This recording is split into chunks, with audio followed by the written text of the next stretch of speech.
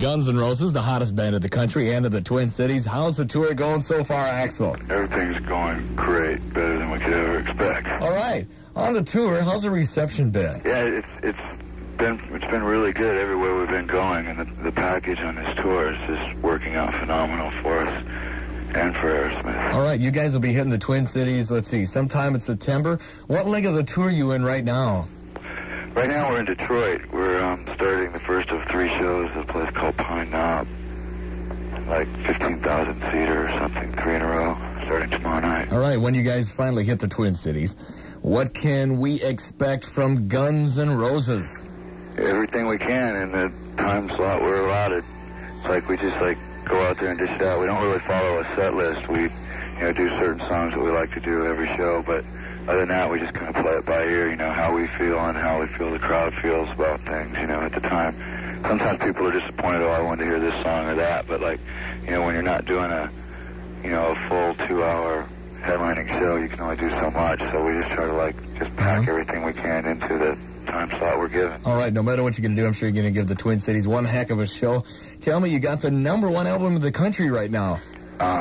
Yeah, it's going up and down. It's there's a lot of political things and back and forth with different bands and stuff like that. As long as our record's selling, as long as I don't really care if it's #1 or #10, as long as it's doing the sales, they can, everybody else can do their politics all they want. All right, back with Axl, but first let's do some Guns N' Roses from Guns N' Roses. Of course, you guys will be tearing up the Twin Cities fairly soon, sometime in September. Tell us what's in the future for Guns N' Roses.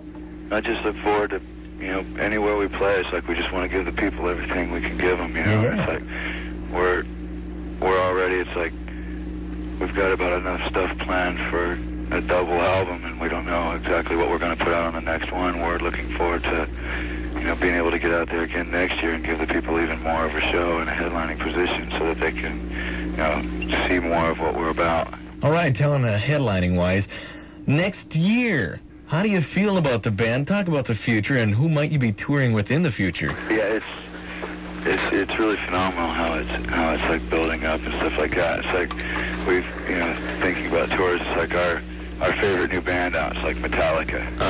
And we're friends with those guys and stuff. So we've been trying to work out something with those guys, but it's they're kind of going like we are and stuff, so it's nothing ever really gets worked out with that. We think that might be a monster show. All right, what inspired your group to do such a song like Sweet Child of Mine?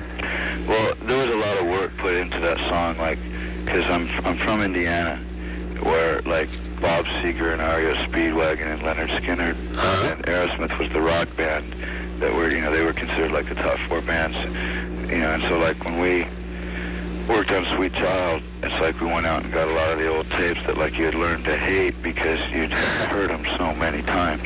But we went back over it and stuff to try to get some of the Heartland feel into it, and try to get some of the things that people were leaving out of their music. Yeah, you guys are doing it.